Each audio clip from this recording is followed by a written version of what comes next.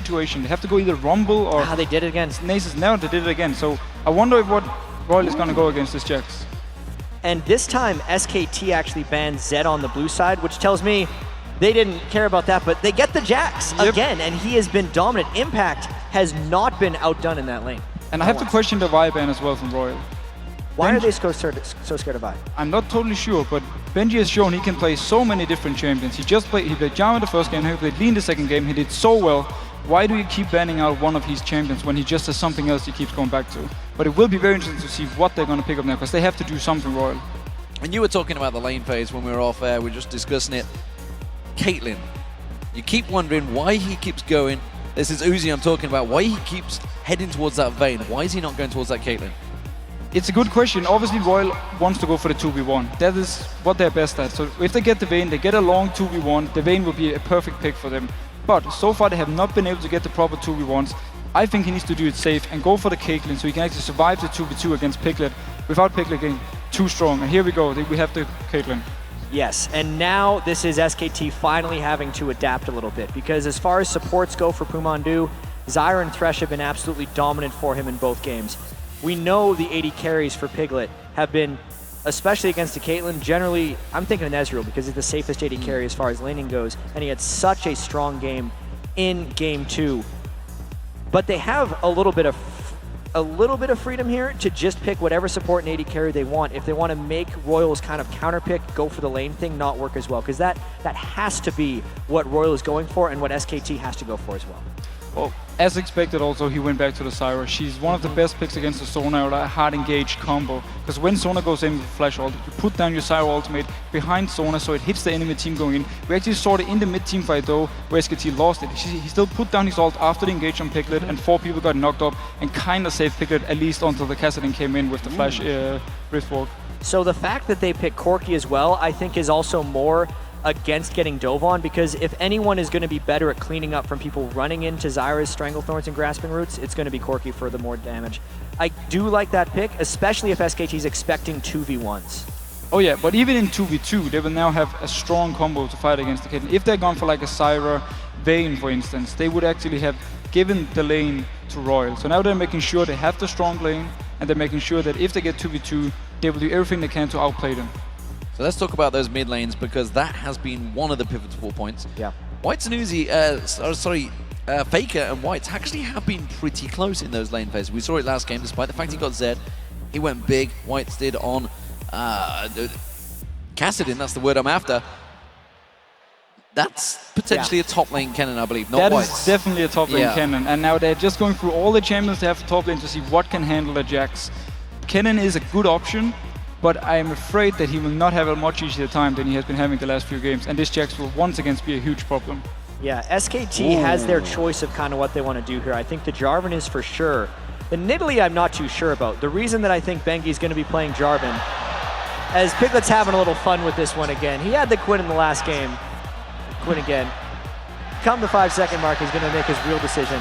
The Jarvan pick, though, is almost an absolute just because Bengi is so strong with it. The Gragas pick now here is really good because it's the safest pick to have. Yeah. If they went for Ahri, RYL could have gone Vladimir, which they really consider a counter for Ahri. That's got to be Fizz coming in from RYL after this. It pretty much has to be Fizz, and they have to snowball the early game and then win and get back in this series. So we are right now hoping for Fizz. Well, we'll see how it works out. How do you counter how do you see the Kennen versus Jax? Because this is one of the counters we talked about possibly against Renekton. How does he do up against the Jax? Well, he will be able to farm safely. That's the thing for Kennen. And he will be able to do that throughout the entire lane phase until they hit about the level 9-10 points, where Jax is simply going to start outscaling and he can simply start outpushing Kennen. But by that time, hopefully RYL is not that far behind as they've been in these two games, the two first games, and they will be able to start doing proper team fights where Kennen will really shine. And now we got the Fizz. Yeah, and I look at SKT's team comp right now, and it is very similar to the things they've played in the first 3 games. They actually haven't had to change all that much about their play style, even though they've had 2 games, or even though they had that first game on the red side. Although this time their lanes are not quite as strong. So Faker's performance in this one, as well as Impact, are probably going to be the 2 most pivotal lanes, not so much the Piglet and Mandu lane, I think. No, but definitely, this is what I want to see from RYL. Stronger lanes all around, and a chance of actually winning the laning phase, maybe get the first dragon, get the first few towers, and then start snowballing. if White can get a few kills on Fizz early game, he can definitely carry this game alone. Well, there are the teams, ladies and gentlemen. Thank you very much once again, Deficio, for taking us through that, calling quite a lot of those picks, I might add, you guys. You have really done your research on this one. So, Game 3 is upon us. If RYL can pull out a win here, we'll see them back in towards Game 4. But if tragedy were to strike in that dangerous, dangerous level 1 zone, which they have been going towards, SKT could be taking away the cup. And, well, I think everybody wants to see a Game 4 here, Riff. A big focus has to be them winning the lanes. Like Jet said, if you lose every lane, you're going to lose the game. And it's been somewhat different picks coming in for SKT. They've shown a few different things, but if they can keep going with the same sure thing that's winning it, it's harder every game for RYL to ban it out. And the thing I find most interesting is that Faker went back for Gragas. Yes, it was a safe pick, but it is not a counter pick this time. Faker is saying that he's settled in at this point and he can handle anything that people throw at him. One of the legends of Faker before the World Championships is that he could win matchups that he wasn't supposed to be able to win. Let's see if he can do this one. Let's see how it works out, because White is on his fabled champion. It's the champion that's always been banned against him in the Chinese scene, but this time around he has got on that Fizz. We've seen some fantastic Fizzes throughout the Season 3 World Championships, thinking back to Peke's 17-1-3 that he had on it, but then again it didn't work out too well against RYL. Will we see any level 1 play from these two? Because so far, up against the Zyra, I wouldn't want to run into the jungle of SKT. Zyra is so dangerous, but RYL could put out some significant damage if they were to group up as 5, but this is so different from RYL. They're just setting up a completely defensive line, and this is no way in the way that RYL played in the semifinals. They are definitely off their level 1 start game, but I do think it's because the fear of the Zyra. See what they got. They're 100 gold up right now. That's pretty efficient for them. Starting with those masteries for Tabe, getting a little bit extra money. That's what that will be. We do know, as we saw Impact hitting that ward towards the top lane, so everybody is privy to that location.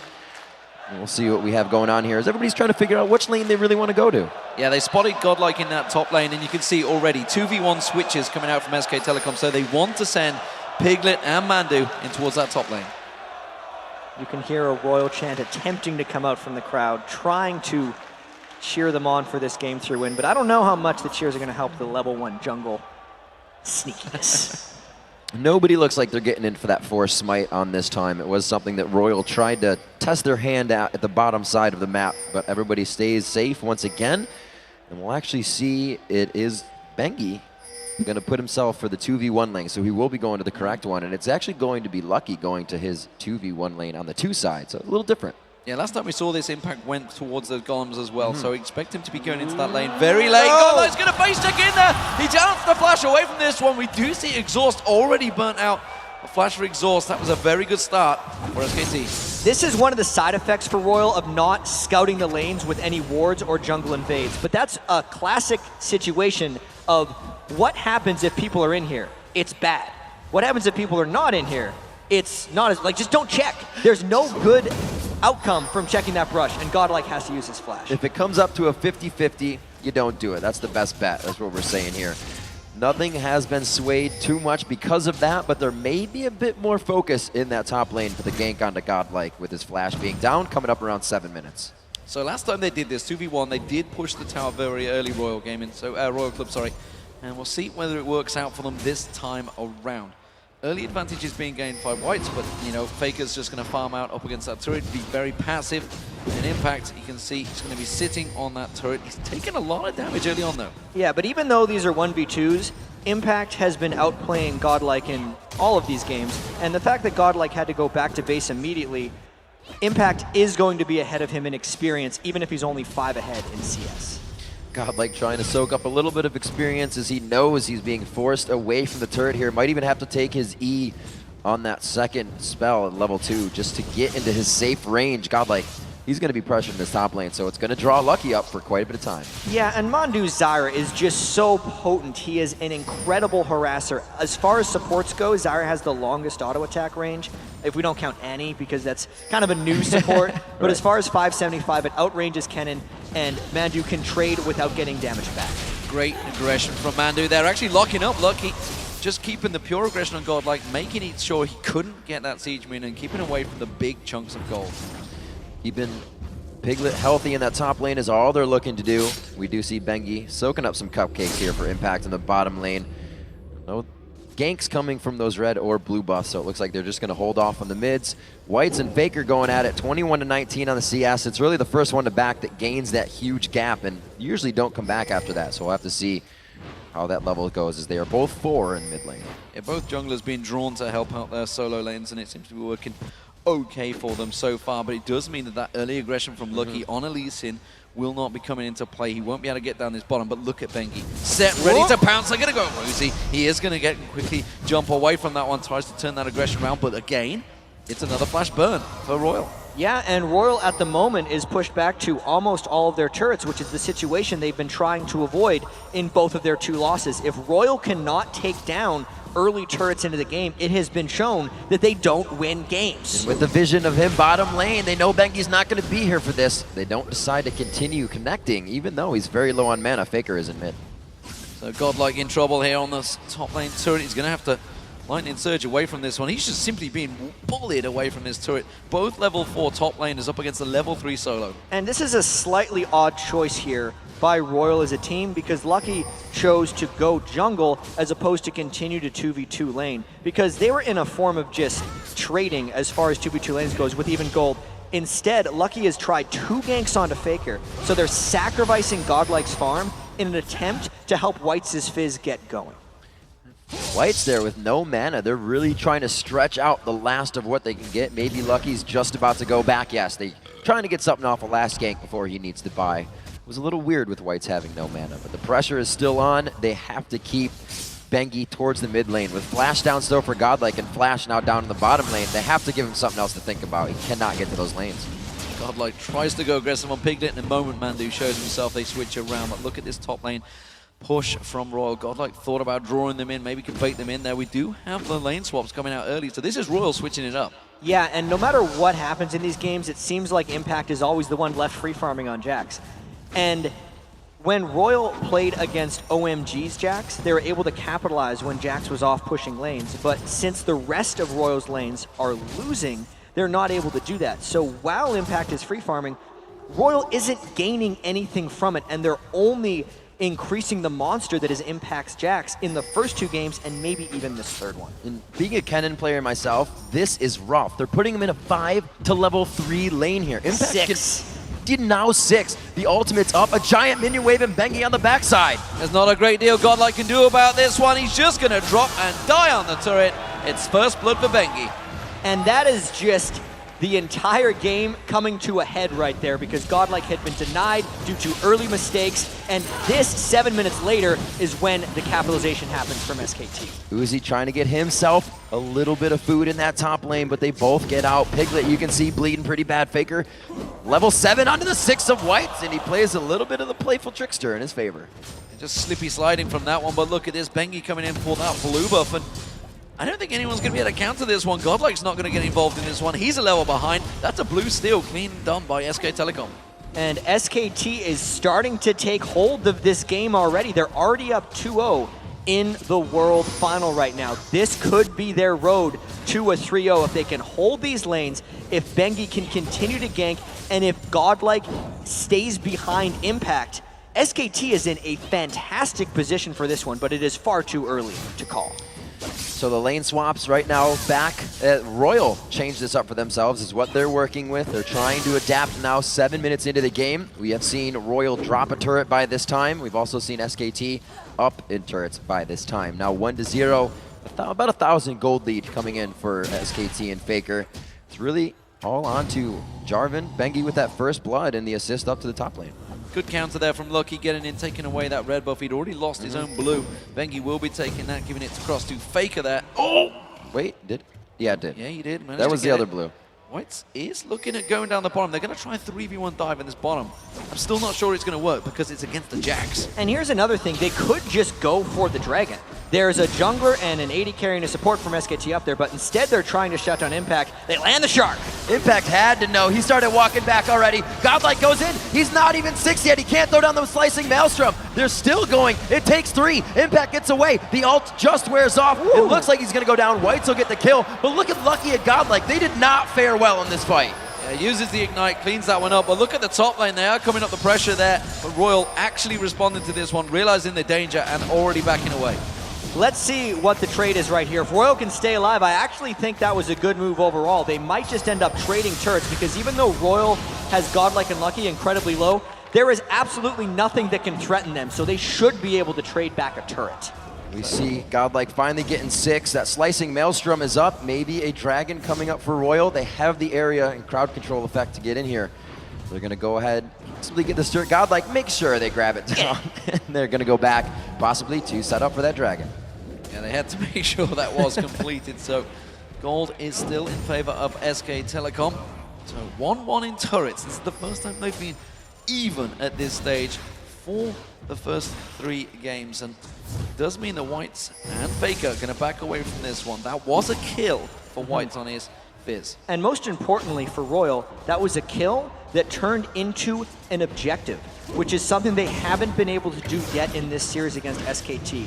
Now, because Uzi's Caitlyn is so proficient at shoving lanes, they're actually getting some turrets down, so the map control is not entirely one-sided. Oh, Stranglethorns goes down, they go aggressive, didn't really catch on anyone. Look, he's waiting to try and safeguard away from this one. GoDlike there in support, but I believe that middle turret will be going down the next wave.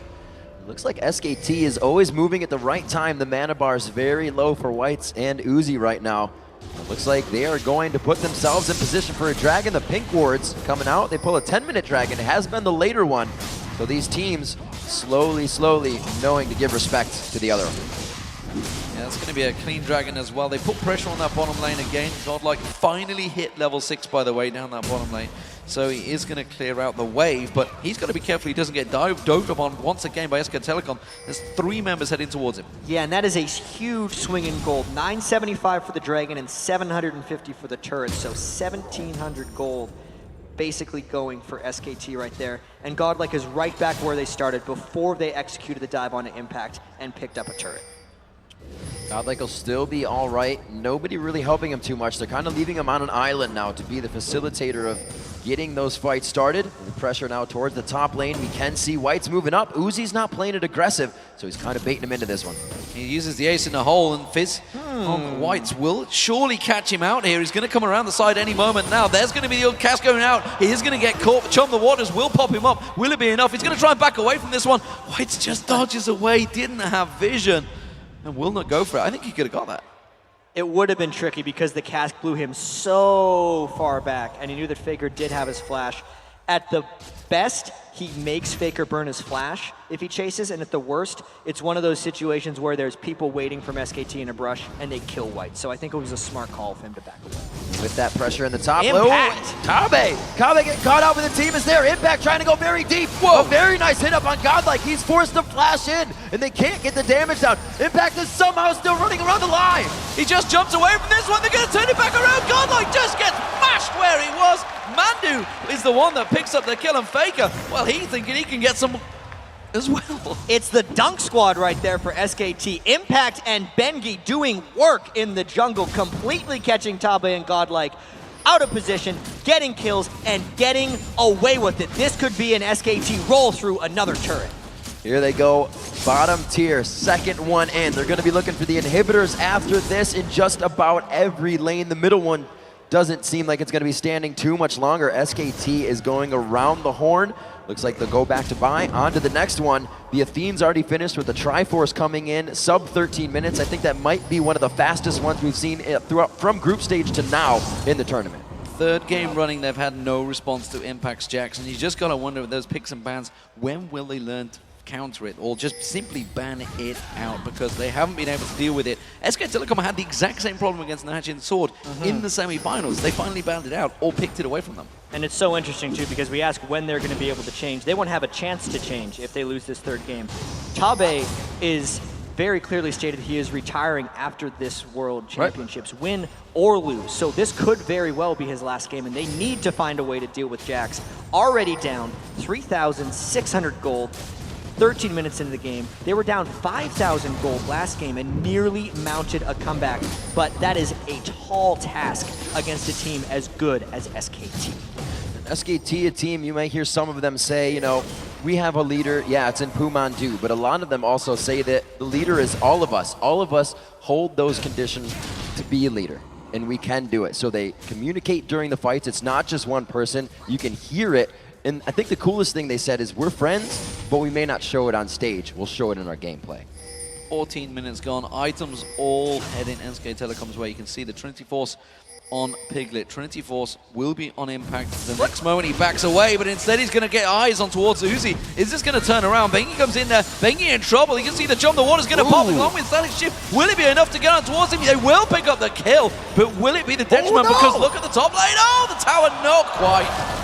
Oh, Flash from Flash. PoohManDu getting a little antsy on this one. Tries to get in with Zyra. He may put himself in the water here. No, Whites gets popped up by Stranglethorn. Coming around the side. SKT's GoDlike, can he finish it? The Shuriken misses. Where's Whites? Oh, Impact comes in to save the day, and not even Whites can believe it.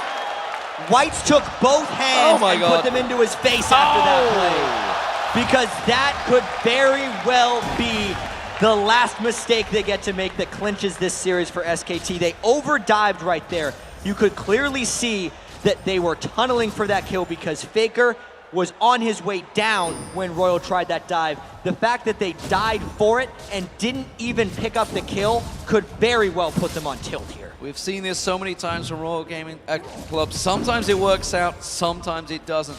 They just keep on going aggressive. Keep on pushing towards them. SK Telecom have had an answer every time they've done it. They've got to learn to be a little bit more reserved.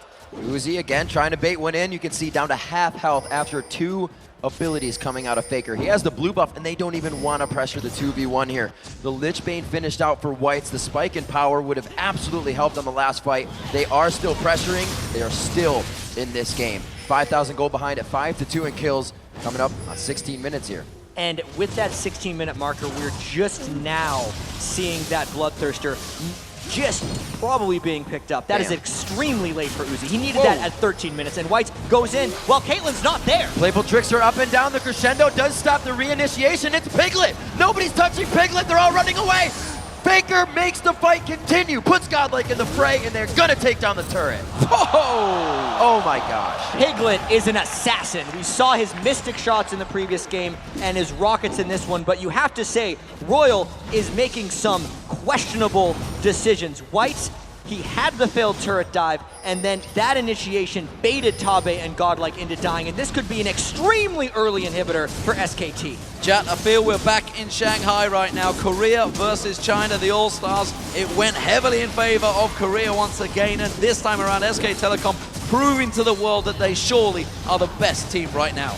A 16-minute inhibitor, RYL desperately trying to get away. Whites didn't play full Trickster over that wall, and they just cannot chase down onto SKT. Even if they could, they might lose that fight. Good guy Faker, body slam saves the ace in the hole for damage, and it looks like they're gonna set this up. GoDlike is right there. They have it. They got what they need. They take down GoDlike again, and just like last game, he was on Rumble. They are focusing him every fight. Absolutely blown up. And let's take a look at that previous team fight. Whites is all alone. We talk about going in together.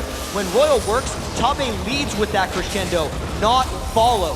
GoDlike could never get in for his cannon ultimate, and Uzi wasn't even there, so SKT could capitalize. Piglet max range W to a max range missile, and he picks up yet another. Disastrous, disastrous stuff for RYL. They are now 8,000 gold behind in potentially their final game with this lineup. Whites, alongside Tabe, has also announced that he will be retiring. If Tabe goes, he will go with him, and that's a big, big move for RYL, who themselves have been fantastic this season, but SK Telecom, who can stop these in the world right now? KT Rolls to beat came, were pretty much the only team that's come close. Magic Sword almost did it, but right now, it doesn't look like it's gonna happen. No way. Especially with that steal. And we know SK Telecom is a team who are slow starters. They lost a game to OMG in the group stage. They lost 2 games to Najin Black Sword in the semifinals. Were on the brink of elimination for 2 games in those semifinals, but once they get rolling, it seems like no one can stop them. If SKT wins that early game, which has been their weakness throughout the World Finals, there doesn't seem to be any coming back. Deja vu for Tabe, finds himself needing to ward in the jungle, but SKT is already waiting for it. The pink wards are coming out in abundance right now, and there really is no safe spot to ward. And this is just telltale signs. SK Telecom setting up kills, setting up ganks all across the map. Faker's going to come back around the side. Uzi's in trouble. Lucky's with him, but I don't think that's going to help out. Faker rolls the barrel in there and just bullies them out of this lane. He's quite confident because the rest of his team, they're taking Baron. Faker is just playing like an offensive lineman right now, keeping RYL away. If anyone came in, he would blow them back or block them away with his explosive cast. That's a Baron for SKT before 20 minutes. They're coming out very strong. RYL-esque, if you will. RYL was taking 20-minute Barons versus Fnatic. Not contested. It looks like it's going to be happening for them as well. Getting a little bit of their own medicine. Now pressured on the second tier turret that they would lose now in the top lane. They've lost them all. They could get dove very soon here. This turret is incredibly dangerous to hold. RYL might lose it here. They're already down 10,000 gold and a Baron. Those barrels are crushing RYL down right now. That surely needs to signal they disengage from RYL. They have to back away from it. Both of them, Lucky almost getting caught out. They're going to have to safeguard to Uzi. And that's an easy turret for SK Telecom. It's 7-2 in turrets, 11,000 gold lead. SK Telecom, they are already etching their name on that cup. They can smell it right now. They're going to be going for this second inhibitor turret. There's already one down. RYL doesn't even have 5 people here. Throws down the slicing Maelstrom, forced to go in, but he was Stranglethorn back. Can they continuously get the fight? Piglet got Chum the Waters on him, and they're now absolutely running for the fountain. This does not look good for RYL. This doesn't engage. Crescendo catches all of them. It's a double for impact. They get on the fountain. SK Telecom are just rolling through. The Nexus turrets are potentially going to go down. This could be a 20-minute game for SK Telecom. They will be the Season 3 World Champions here at the Staples Center.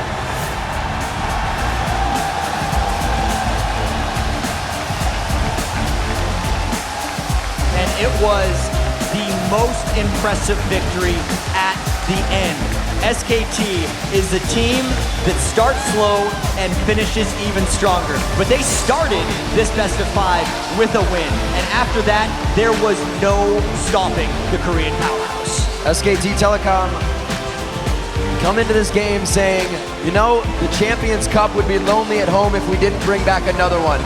So they find the Summoners Cup, and it will be placed in the SKT house right next to their win from Korea. Ladies and gentlemen, the hype train is real. SK Telecom have won 2 trophies in the space of being together for 6 months. Yeah, this is almost a new team, and not even say almost, few months of last year into this year. Sometimes when you have talent come together, everything just clicks. And you could tell for SKT, they definitely have some growing pains in the early game, but when they solve those things, they just seem nearly unstoppable. That last game was under 21 minutes. They had a 15,000 gold lead. It was 12 kills to 2. If they would have played a game 4, I don't know how fast it would have been, because it seemed every game they got farther and farther ahead of RYL. And while nobody wants to see a 3-0, we have to take our hats off. That was an impressive performance by SK Telecom. They have dominated all 3 of these games. Game 2 was a little bit closer. Game 1 was in the back for SK Telecom, and Game 3, that just didn't even come close. Yeah, and it's got to be tough for Tabe and Whites here. They came so far. No one really expected RYL Club to make it to the finals, and then everyone got behind them. So many people were picking RYL Club to come down here, but at the end, it was too much for them to overcome. Tabe will be retiring after this one. 2nd place at the World Finals. It's nothing to laugh at. And another thing both of these teams said coming in was the mentality. It has to stay up. And we saw that it did for a while. RYL was winning 4K down fights, coming up with aces, able to get kills. But it was truly the mentality of these teams coming in, the camaraderie of their teammates next to them. And you can see SKT taking in the fans. It's a standing ovation for everyone on the floor right now for SK Telecom. They were the favorites before this tournament, and they are good. The best team in the world. And let's be fair to Korea, they've been in the finals 2 years running now. Azubu Frost last year couldn't quite pull it off. Right. SK Telecom just absolutely dominated the Worlds. They had I wouldn't even say a shaky group stage, because they went 7-1. They only lost 1 game to OMG. Najin Sword, the Korean team, was the only team that actually took them close. Yeah, this was a good statement right here by SK Telecom team. I mean, Faker, how much potential does he have? He did seem a little shaky, but it was too Gragas. The thing that he couldn't seem to stop himself, he just played it himself. It really an overall great performance, knowing when they could go. A lot of times watching League throughout any of the seasons that we watch, the team would be so far ahead and they'd kind of stall. They don't know where to go. They don't know how far ahead they are, but assertive from group stage on, the teams here at Worlds knew when they had a lead, be it 2K, be it 100 gold, and they pressed those advantages. And really, once you do that, we saw Faker keep stealing blues, little things here and there. It definitely did put RYL on tilt a little bit. The analyst desk talked about it, and we saw them fall into it. And how can you not when you're pressured that much? Well, RYL is a team that if they do well early, they look incredible. Right. But if they do not do well early, you don't know what kind of RYL you're getting, which is why coming into the World Championships, we weren't necessarily thinking they were that strong of a team, but then something miraculous happened to RYL when they came in here. They started winning all their lanes. Their semifinal matchup against Fnatic, they were dominating every single matchup. That didn't happen against SKT. I think the long preparation time and honestly, somewhat odd picks and bans. SK Telecom's strategy of getting Jax all 3 games while denying the other 2 main top lane picks really played into this matchup. The Jax was unstoppable in all 3 matches for Impact. And you've got to give it to Faker. We said in the semi-finals, he looked nervous. He was on edge. He went 0-4 in that first game, but he got going on that Gragas. He's clearly been working that this week. Well, when Faker was asked what his play style was like, he said, and quote, spectacular but reliable. So he knows what he can do. He knows his capabilities. And that was one of the other things he said. He's like, I'm happy to go to Worlds to compete and test the capabilities of myself. Yeah, and considering he was nervous at the Galen Center, to be able to perform 3-0 at the Staples Center in front of a much larger crowd with the giant pre-show and the whole world watching him here, I mean, that really shows that he kind of matured in the short time and got past his nerves. Yeah, fantastic, fantastic stuff. Can anyone stop SK Telecom? We'll have to see next year. They have a little bit of time to try now. They do think up the strats, but it's all going to be changed, right? Change is coming into the game for next season. It's going to be big. It's going to be awesome. Well, change may well be coming.